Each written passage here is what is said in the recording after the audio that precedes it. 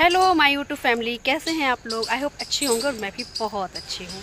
जैसे कि मैं रोज़ आती हूँ एक कोई समस्या उसका समाधान लेकर, तो मैं आज फिर आ गई हूँ कोई समस्या और उसका समाधान लेकर। तो पहले तो जो लोग नए आए हुए हैं मेरे चैनल को सब्सक्राइब कर लें, जल्दी से जाकर चैनल को सब्सक्राइब करें।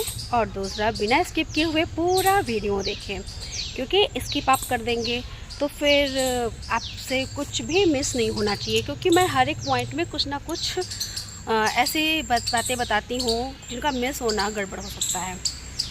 तो आज बात करते हैं वात का, यानी कि कैसे बढ़ा हुआ वात कैसे कंट्रोल करें, हम अपने वात को कैसे बिल्कुल कंट्रोल रखें, और वात से कितनी बीमारियाँ उत्पन्न होती हैं, वात में क्या क्या सावधानियाँ रखी जाती हैं वात के बढ़ने से। वात दोष बहुत ही, समझ लीजिए, वात पित्त कफ, ये 3 दोष हमारी बॉडी में होते हैं।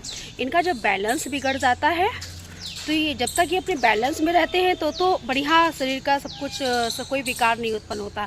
लेकिन इनके बैलेंस के बिगड़ने से विकार का उत्पन्न होना शुरू हो जाता है।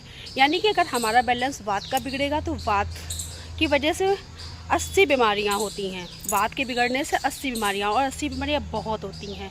पित्त का बैलेंस बिगड़ता है तो 40 बीमारियाँ, और कफ का बैलेंस बिगड़ता है तो 20 बीमारियाँ। तो आइए जानते हैं वात के बढ़ने के क्या लक्षण होते हैं हमारी बॉडी में।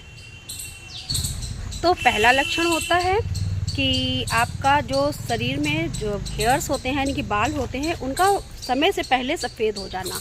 हाँ, बिल्कुल सही आपने सुना, समय के पहले ही सफ़ेद हो जाना, बालों का रूखा हो जाना, बालों का झड़ना, ये वात का सबसे प्रमुख बड़ा लक्षण है। दूसरा लक्षण होता है शरीर में खुजली, रूखापन ऐसा होने लगता है। और आपका जो तीसरा लक्षण आता है वो अस्थिरता, यानी कि मन आपका स्थिर नहीं रहेगा, स्टेबल नहीं रहेगा। एक काम को आप करोगे दूसरे काम पे चला जाएगा, वो भी पूरा नहीं करोगे, तो मन का स्थिर ना होना, ये भी वात का ही एक लक्षण है। और चौथा लक्षण है, ये जो महिलाएं होती हैं ना, इनका जो मासिक धर्म होता है ये अनियंत्रित हो जाता है, यानी कि रक्त स्राव ज़्यादा होने लगता है बॉडी में, तो ये भी वात के बढ़ने से ही होता है। और आगे बढ़ते हैं अगले लक्षण की तरफ। तो जैसे कब्जियत पेट में बहुत हो जाती है, पेट सही से साफ नहीं होता, ये सब वात के ही लक्षण हैं, जो कि हमारे शरीर के द्वारा प्रकट हो जाते हैं कि हमारा वात इनबैलेंस हो चुका है। मतलब इसको बैलेंस में कैसे लाना है, क्या सावधानियां रखनी चाहिए, क्या चीज़ें खानी चाहिए, क्या नहीं खानी चाहिए, हम इन बातों को भी आगे वीडियो में जान लेते हैं। तो वात के बढ़ने से हमें बैलेंस, मतलब क्या चीज़ खाना चाहिए, ऐसी कौन सी बैलेंस डाइट हमें लेनी चाहिए जिससे हमारा वात कंट्रोल हो। तो पहले खान पान का विशेष ध्यान रखा जाता है। तो खाने में हमें मीठा बहुत उपयोगी है, हम लोगों को मीठा खाना है, ठीक है। खट्टा खा सकते हैं और नमकीन खा सकते हैं, जो वात को कंट्रोल करता है।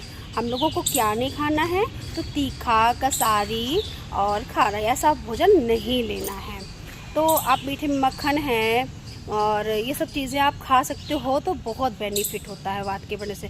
वात उष्ण है, यानी कि शीत है, और इसमें क्या होता है, हमको क्या मतलब सावधान, इसको क्या होता है, ये वात जो बढ़ता है जब हमारा वर्षा ऋतु होती है या फिर शीत ऋतु शुरू होती है, तो इसमें वात का बढ़ना शुरू हो जाता है। वात मतलब सरल भाषा में कहो कि मतलब जब ठंडी बढ़ती है तो ये ठंडा होता है, तो ऑटोमेटिक ये बढ़ जाएगा, जिनकी बॉडी में बढ़ता है वात, इनबैलेंस होने लगता है। तो उसको अब बैलेंस में रखने के लिए हमें और क्या चीज़ें उपयोग में लानी है ये जान लेते हैं।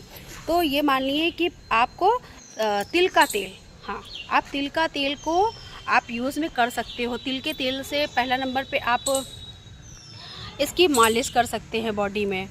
दूसरे में इसका प्रयोग आप खाने में ला सकते हैं। तीसरा, आपको पूरे शरीर में मालिश करने का टाइम नहीं है तो सिर्फ पैरों के तलवों में मालिश कर सकते हैं रात को सोते समय। ये भी आपके पास समय नहीं है, इनमें से कोई भी एक प्रक्रिया आप ना लोगे तो वात आपका कंट्रोल रहेगा। तो नाक नस्ल प्रक्रिया होती है, नाक में 2-2 बूंद आप इसके डाल सकते हैं।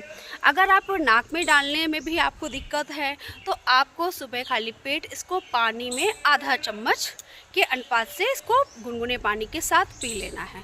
इससे अगर आप रेगुलर यूज़ करते हो तो आपका वात, बढ़ा हुआ वात कंट्रोल हो जाएगा, बट वात आपका बढ़ेगा ही नहीं अगर आप ये चीज़ें प्रयोग में लाते हैं।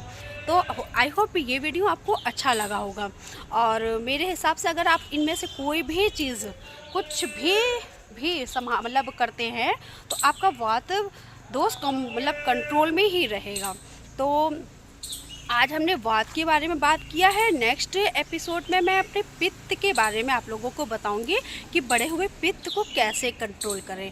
इसके बाद मैं नेक्स्ट अगर वीडियो लेकर आऊँगी तो कफ को केवल कंट्रोल करें। किसी किसी को केवल वात बड़ा होता है और किसी को केवल कफ बड़ा होता है, कभी कभी किसी को केवल पित्त बड़ा होता है। तो इन दोनों को बैलेंस से मतलब तीनों को बैलेंस में रखना कैसे है हम लोग अलग अलग। और मैं कभी कभी पित्त और कफ भी होता है या पित्त और वात भी होता है, तो हम लोग को ये देखना है। मैं ऐसे भी वीडियो लाऊंगी जिसपे ये सब बैलेंस में हो जाए। तो आप लोग मेरे वीडियो को पूरा देखें, बिना स्किप करे हुए देखें।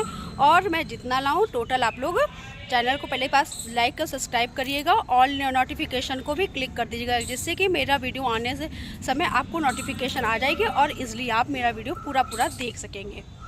मैंने पूरा सब कुछ बता दिया, क्या इसके लक्षण होते हैं, क्या बैलेंस डाइट होती है और क्या लेने से इसको कंट्रोल में आसानी से किया जा सकता है। लेकिन फिर भी अगर आपका इन चीज़ों से कंट्रोल नहीं होता है तो आप आयुर्वेदिक की सलाह से पंचकर्मा चिकित्सा ले सकते हैं। उसमें आपका बड़ा हुआ वात पंचकर्म से आपको डिटॉक्स कर दिया जाता है, तो उससे इजीली आपका वात कंट्रोल हो जाता है। अगर वात फिर ना कंट्रोल हो रहा हो तो आप डॉक्टर से आयुर्वेदिक चिकित्सा से सलाह लेकर उसका प्रयोग करें दवाइयों के साथ। तो मिलते हैं नेक्स्ट ब्लॉग में और नेक्स्ट समस्या और समाधान के साथ। तो thank you and good bye.